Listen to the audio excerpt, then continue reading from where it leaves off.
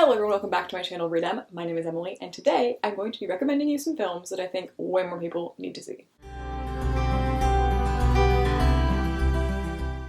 So for the purposes of today's film recommendation video, I'm going to be separating it into sections based on genre. And the three genres that I have here on my list are first going to be romance, which is weird coming from me, I'm aware, but I think because I struggle so much with romance films, I have to really shout out the ones that have shone in my eyes because they must be incredible if I liked them. And I still think, like, you know, summer's coming to an end, Summer I Turned Pretty is coming to an end, you're gonna need something to fill your romance fix. Then after that, I'm gonna dive into horror thriller because I know if you're on this channel, you're here for horror thriller recommendations. That is by far my biggest section, so do not worry about that. I have a lot of weird stuff in that part. And then lastly, just general drama for anyone who is maybe more new to film or just likes an easy recommendation for general or family viewing. And as I get these recommendations, I'm gonna try to describe a little bit of what they're about, but also kind of give you some touch points of other films that may be similar, or if you might know other films by that director so that you can have a reason to want to watch this specific one, given the fact that it is much less watched than a lot of other popular films, especially if you're new to watching movies.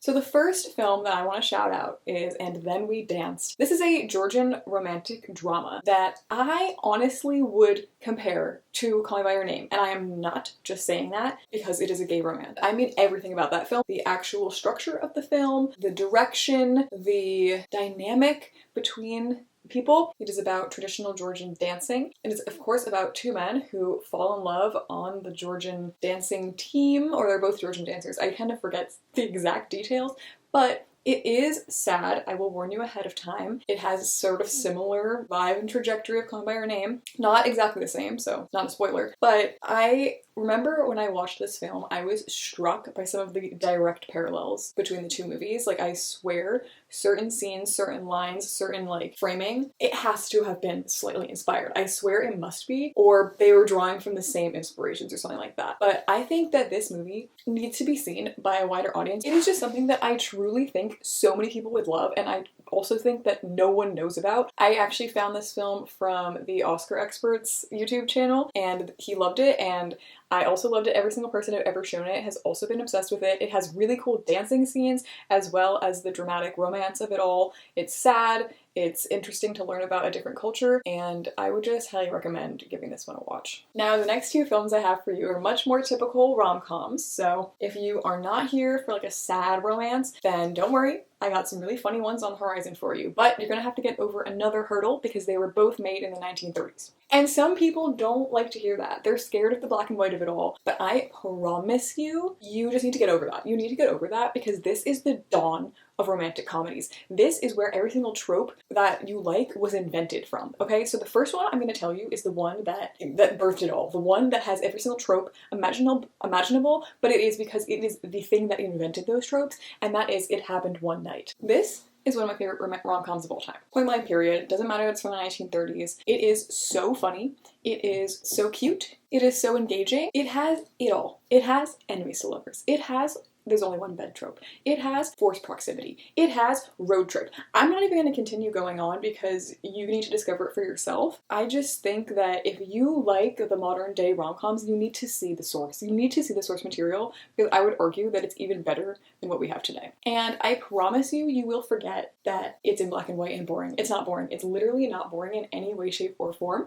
And the comedy holds up. I don't know if you know a lot about the history about the 1930s film code, but there used to be this specific law or code that enforced what was allowed in film and what was not, and some films are pre-code and some films are post-code, and it's very funny whether it's pre-code or post-code to see how, either if it was pre-code, to see how dirty jokes were in the 30s before the code, or post-code, how they would skirt around the code and still insert really funny jokes by making them a little bit more of innuendo. And I actually took an entire course about 1930s film. I ended up doing my entire senior project on 1930s rom-com specifically, so I have a lot of recommendations in that department. And that's what brings me to my next one, which is the most screwball of all screwball comedies I have ever seen in my entire life, and that is Bringing Up Baby.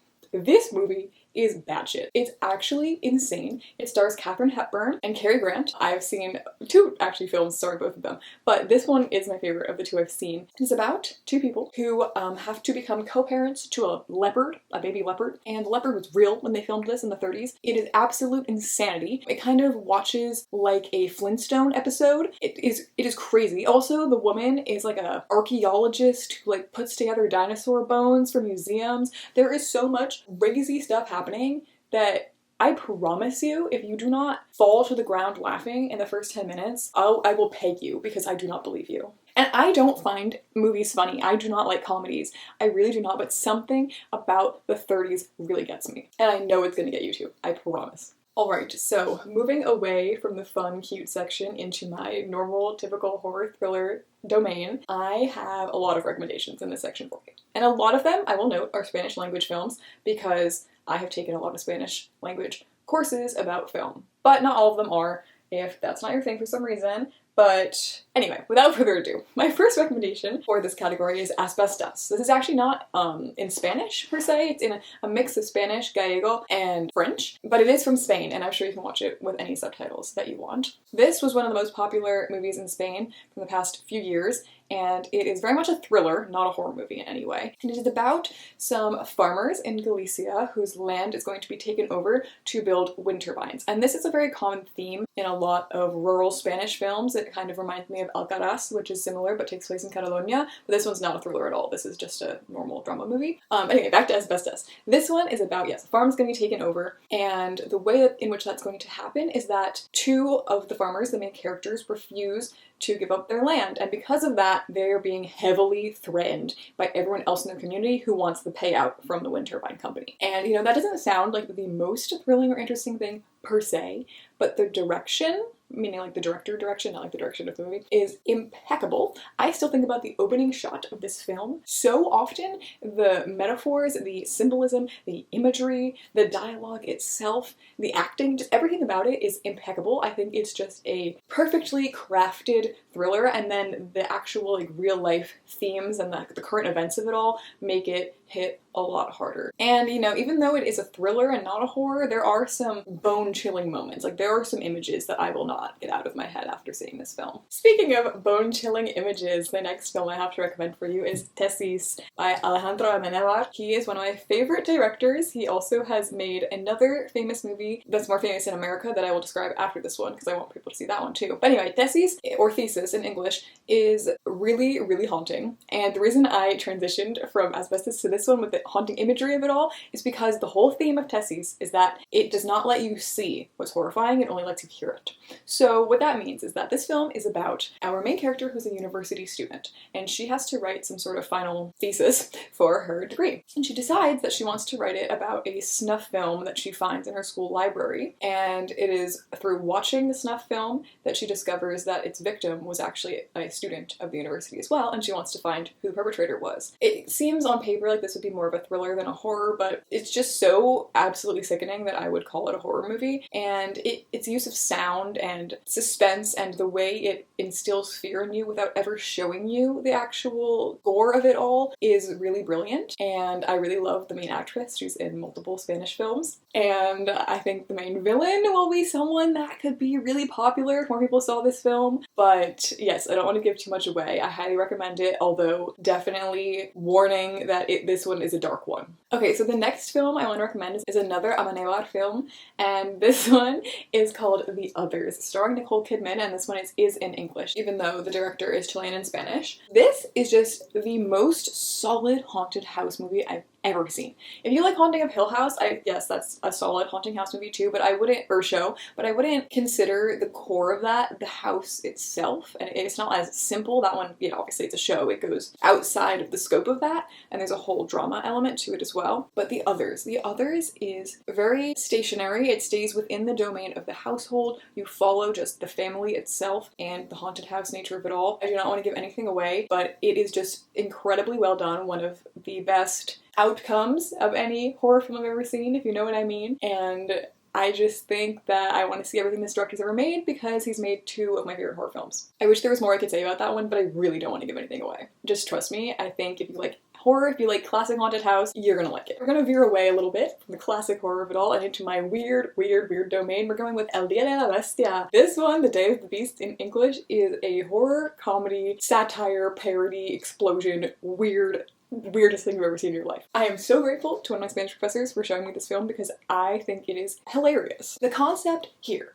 is that a Basque priest finds out one day that the Antichrist is about to be born, and he's going to be born in Madrid. So he goes on this mission to Madrid and recruits a heavy metal singer and this like Italian fake psychic TV host to help him track down the Antichrist, and they have to just go through crazy antics in order to control it. You know, they have to kill a virgin somehow, they have to do whatever, get a goat and all the things you gotta do, and it is just absolutely insane. And it also is a larger commentary on like consumerism taking over the historical city of Madrid. So, you know, there's stuff to read into as well, but if you're just watching it from an entertainment standpoint, I promise you're gonna be entertained, and if you're watching it from an analytical standpoint, I promise you're also gonna be satisfied. And that director is also very famous in the Basque Country for multiple of his films, especially Witchin' and Bitchin', which is the English name, which I think is a hilarious name. I haven't seen that one yet and I really want to see it. It has a different name in Basque, but I think that he is someone that needs to be more widely recognized outside of that region. Okay, next up we're gonna reel it back in a little bit. We're gonna go back to the slightly more normal domain. If that was too much for you, if that was too out there, I'm gonna recommend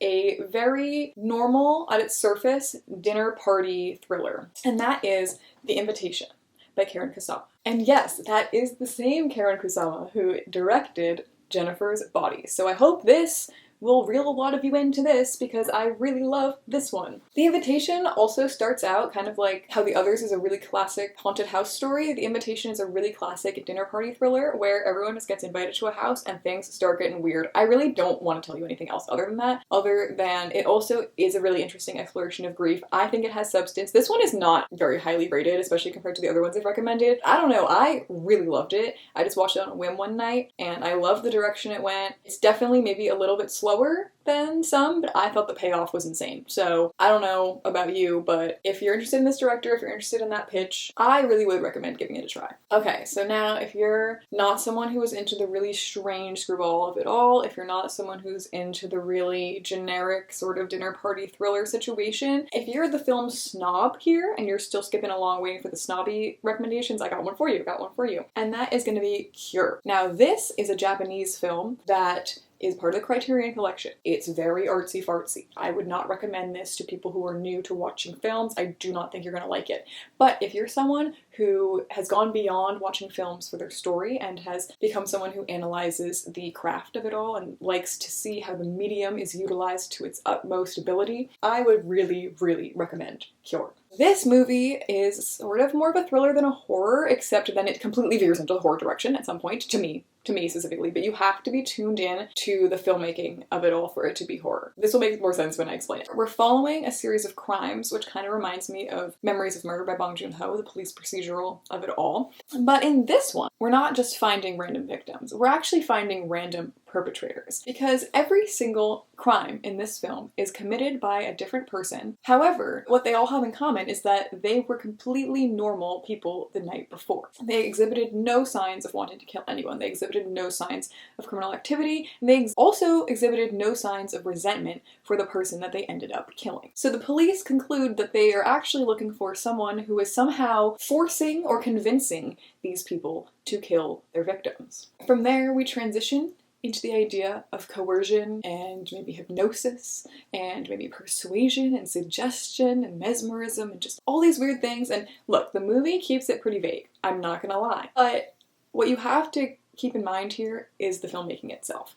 You yourself will begin to feel hypnotized by the sway of the camera, the long takes, never looking away from certain framing, and just, you really have to buy into the craftsmanship of it all. And there are normal scares in there too, there are haunting images, but you're not gonna just like listen to the words and watch the story and then feel satisfied by the end. You have to really buy into the thematic elements of it all and the way that the camera operates. Like that is so much part of the film, that is an essential part of the film, that I do not think you would enjoy it if you were not considering that element. Okay, and you know I had to get this one in here because it is my favorite horror films of all time, and those are I Saw the TV Glow and We're All Going to the World's Fair. I think a lot of people know about I Saw the TV Glow at this point. It's not the most widely watched film ever, but it was distributed by A24, and I think it has gotten a decent reach. This one is by far my favorite. I would really highly recommend watching this again. I wouldn't say too much going in. It is sort of about a teenager who becomes obsessed with kind of a CW type TV show called The Pink Opaque. You know, the version of reality starts blurring, but it is so much more than that. It is so much more than that. You have to watch it twice for it to really work and make sense. I have never felt so hollow after watching a movie as I did after watching this. But that one, I think, you know, enough people have sort of seen, but I still want you to see it if you haven't. We're All Going to the World's Fair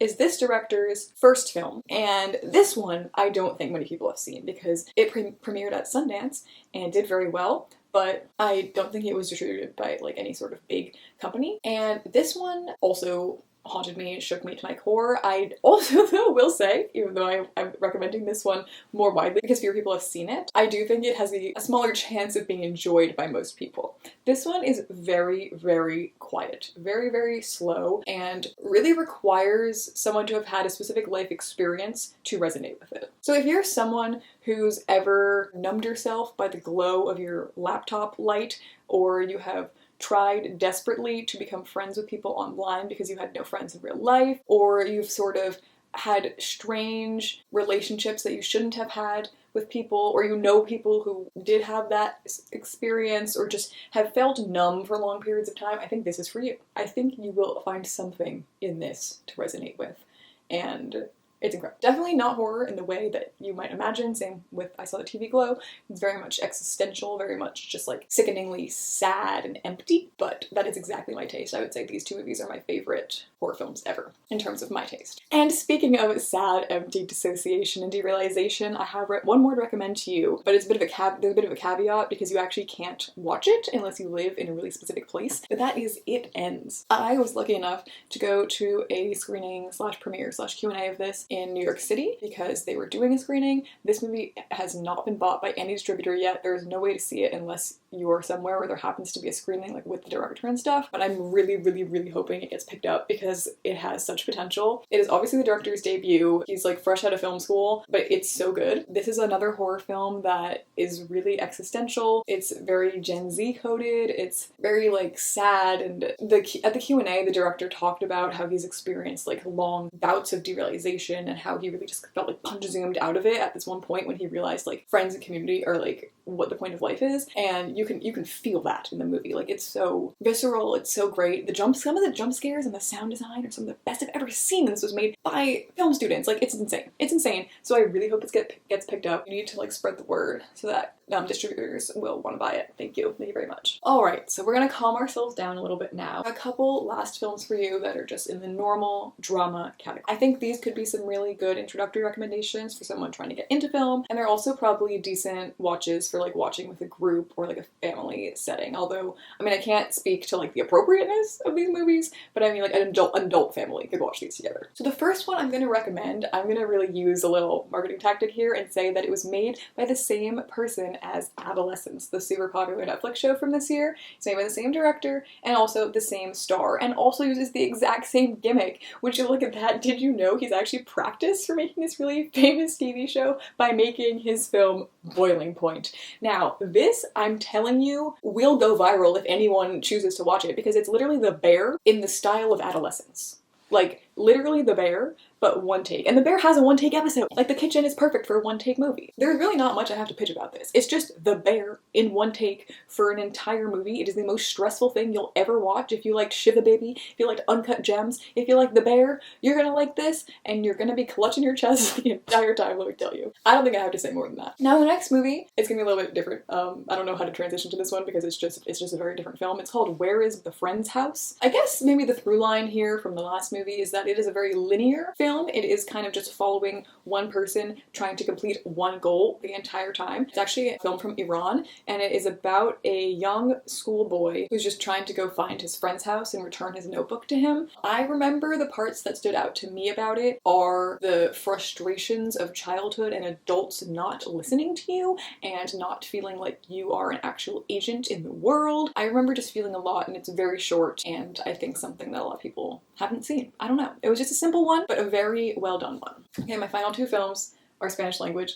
once again. First up, I need to recommend Rudo y Corsi to you guys because no one has seen this. I also have discovered that there is actually a valid reason for why no one has seen this. But before that, my pitch to you is that it stars Gael Garcia Bernal, the best actor ever, like we're all obsessed with him, aren't we? And Diego Luna, who are very famous for especially their movie Irma También, which is a classic by Alfonso Cuarón, and this one is by his brother Carlos. Like, why has no one seen this? They're both famous directors, but no one has seen this one. It's also a soccer movie. It's a soccer movie and no one has seen it. People love sports movies. But here's the thing. I've discovered why no one has seen it, and I discovered it recently. So I wanted to watch this movie again. I watched it in a class originally, and my mom wanted to see it too, because I was like, you love these actors, we love the director-brother duo. But here's the thing.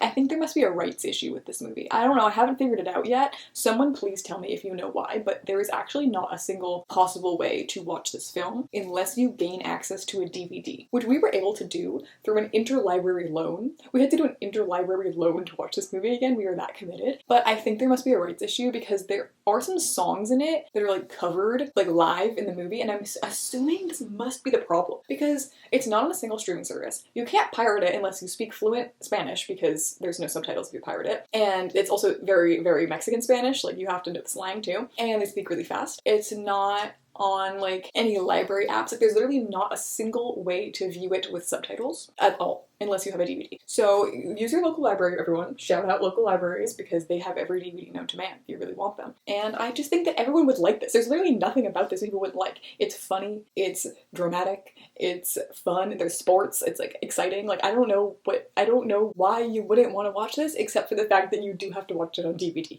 That's the only problem. And finally, my last film. It is a very solid, normal movie with a famous actress in it, and it is La Cocina, and this is starring Rooney Mara. It was released, and I saw it in Spain in the movie theater. It's actually in English and Spanish. It's about a kitchen. So again, I feel like they could have tied in the bear marketing here, but they didn't go for that. It's also about immigration, which is also a current event that they could have tied into the marketing here. It's shot in gorgeous black and white, sort of. There's sort of some caveats to that, and I think the filmmaking style of it could appeal to fans of The Lighthouse. Not necessarily the plot going on there, but like the style of it all, like Robert Eggers. And it has a romance at the heart of it. It has some steamy scenes. It takes place in New York. Like, where was everyone who was supposed to be doing the work of marketing this movie? Where were they? It's incredible, especially the commentary on immigration and language. I think the discussions of language as sort of sacrifice, it also kind of ties into Anatomy of a Fall. Like, it has everything that's been in the cultural zeitgeist recently, and no one has seen it. Anyway, I'm gonna stop screaming about La Cocina, but you need to watch this. You need to watch this. I think everyone needs to watch this because there are so many people that would love this, and just no one knows it exists. No one knows it exists, so I'm telling you it exists, and I'm telling you to watch it right now, please. With all of those recommendations having been given, I would love to hear if you've watched any of these movies, if you have any more recommendations for me, and what you think of them when you do eventually watch them. So please leave that in the comments down below. Thank you so much for sticking to the end of this and listening to all of my rambling. Please consider liking and subscribing, and I'll see you guys next time. Bye!